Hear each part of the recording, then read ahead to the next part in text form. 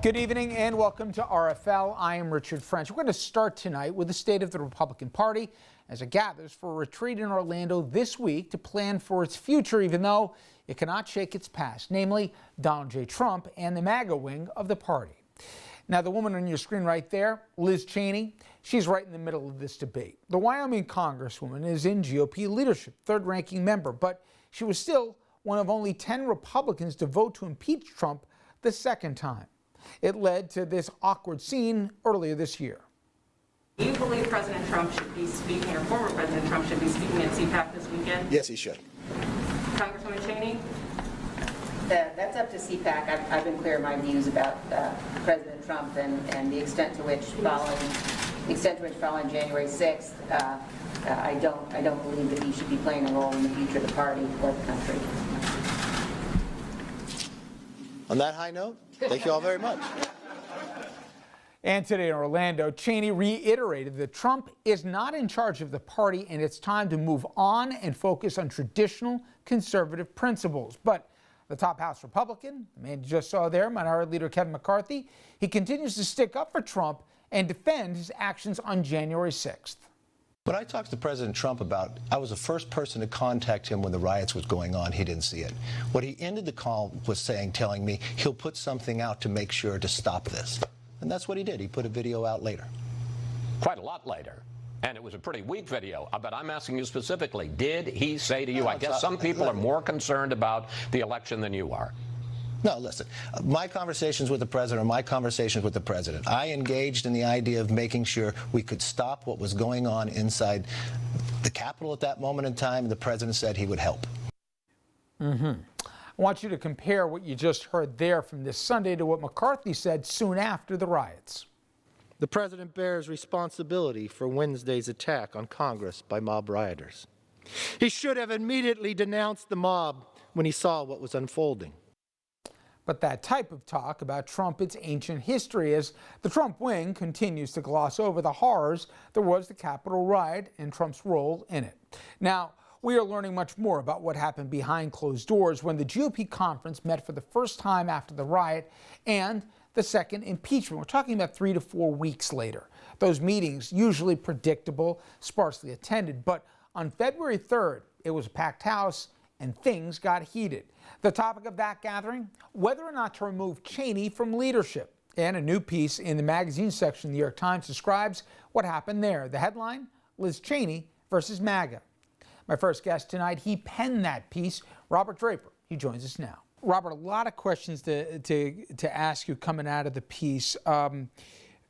Were you surprised by what you learned happened behind closed doors in that meeting? Some of it seemed to be concerns over math. Some of it seemed to be concerns that she abandoned the party. But the language that was used with Congresswoman Cheney, were you surprised by the tone of it? Surprised by how personal it was, yes. I've covered lots of these conferences that the House Republicans have had in the past. They tend to be pretty pro forma. They tend not to focus on any one individual. The very notion of having a special conference to discuss whether or not to remove from leadership a particular member is extraordinary in and of itself.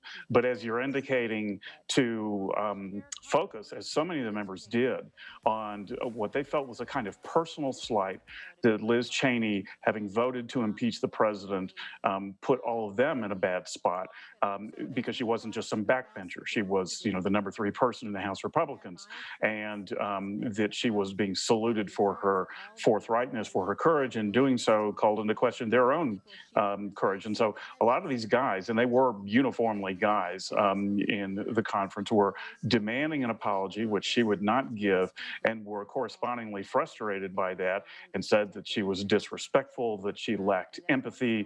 And these are not the kinds of things you ordinarily hear coming out of any sort of House Republican meeting. I want to get to the EQ quote in a second, and I acknowledge we're two guys here talking about this, but to me, the sexist, patronizing tone that I got from your reporting, I had to read twice, and I'll go through just a few of the ones that jumped out.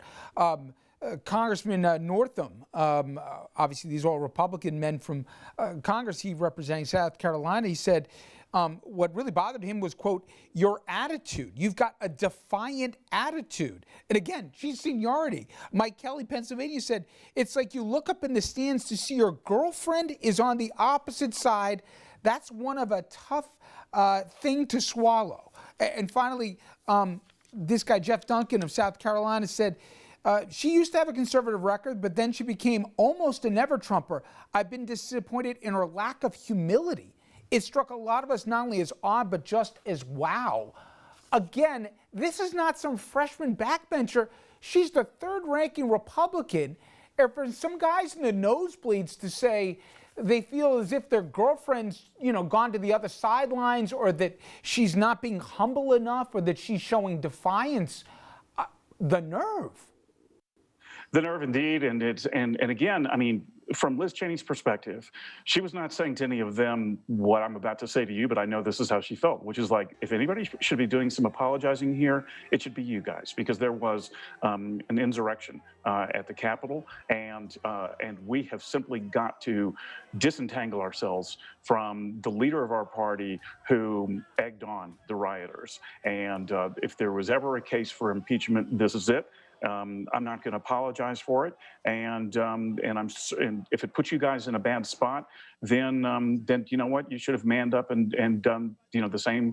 You should have done the same vote yourself. The reality is, as Cheney, I've been familiar with this, and Cheney is as well, that a lot of Republicans, in private, will concede that, oh yeah, we've got to move on from this guy, from Trump, but they won't say it publicly because they're afraid it will be the end of their political career. They're afraid their families will be harassed. They're afraid they'll have death threats, and it will just cause so much more consternation. So they would rather just kind of keep on keeping on and hope that somehow Trumpism goes away of its own accord.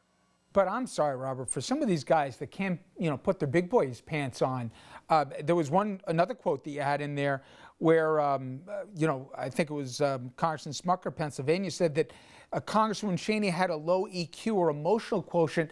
Another lawmaker commented, said it seemed like a bunch of guys complaining that a woman didn't take their emotions into account for hours. The whip count happens. It's 145 to 61. This was not a nail biter. My question is, clearly the plurality are on her side on this. Is it really that fear of primaries and their families getting harassed that'll make them swallow and bite their tongue? Or even worse, will they say different in front of the cameras? Well, in a way, you've answered your own question, right? Because we've seen what has happened to Liz Cheney. She has suffered, what I term in the story the Liz Cheney treatment, and none of them wants it. None of them wants to have Donald Trump calling her out by name, as he did both on January the 6th and has in a number of speeches since then.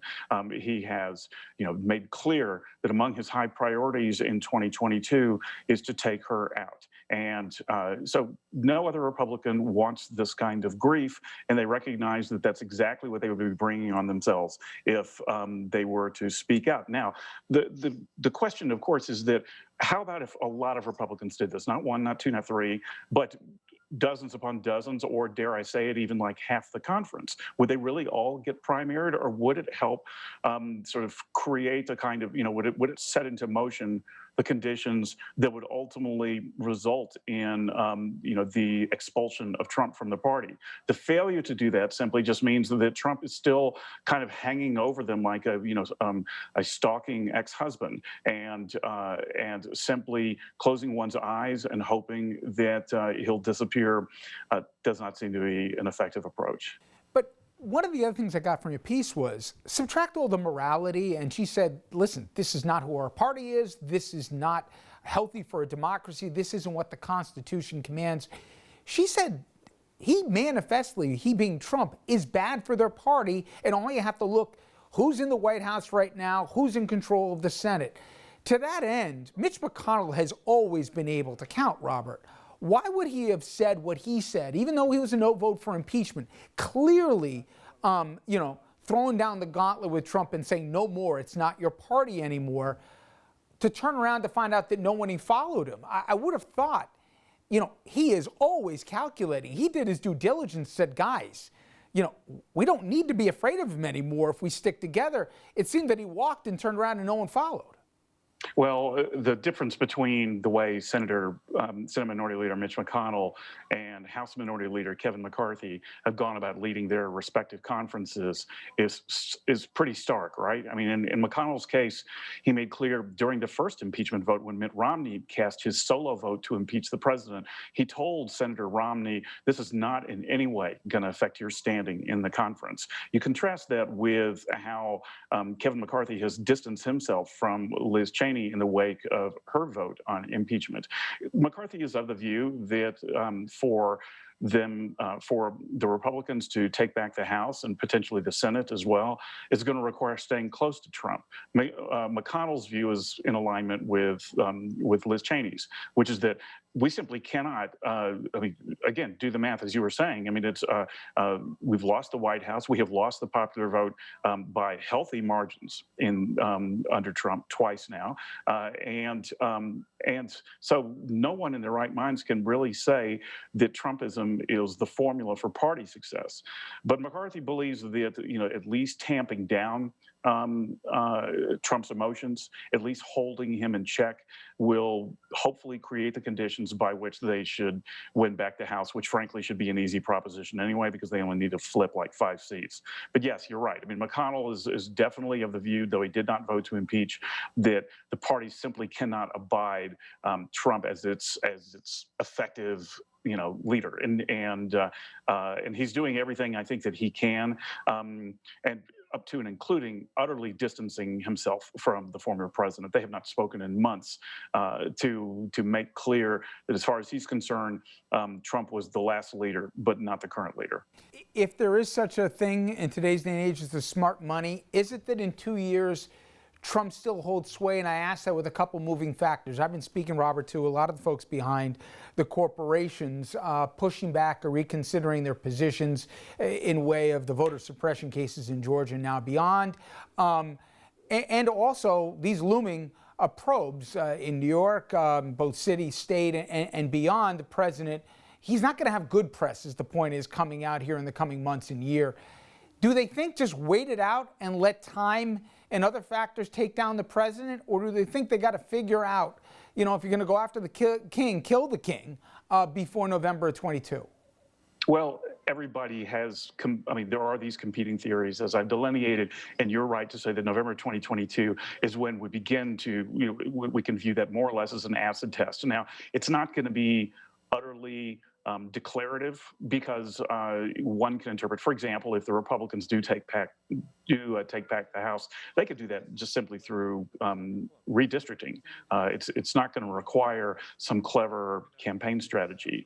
So if they do manage to do that, it isn't necessarily going to be because Donald Trump made it happen. If they fail to do it also, there could be a variety of factors for that. I suspect that it will take all the way until 2024 before we see, if, for example, a candidate emerges, and my personal belief is that it will not be Donald Trump, that Trump, based on the reporting that I've done from people around him, is very mindful of the fact that he's getting up there in years and enjoys keeping everybody at bay, but ultimately is not going to run himself. But if the Republican nominee is someone who is unabashedly a Trumpy nominee and gets beat badly by Biden, or if he steps down Kamala Harris, then I think that has got to be interpreted as a referendum, a negative referendum on Trumpism.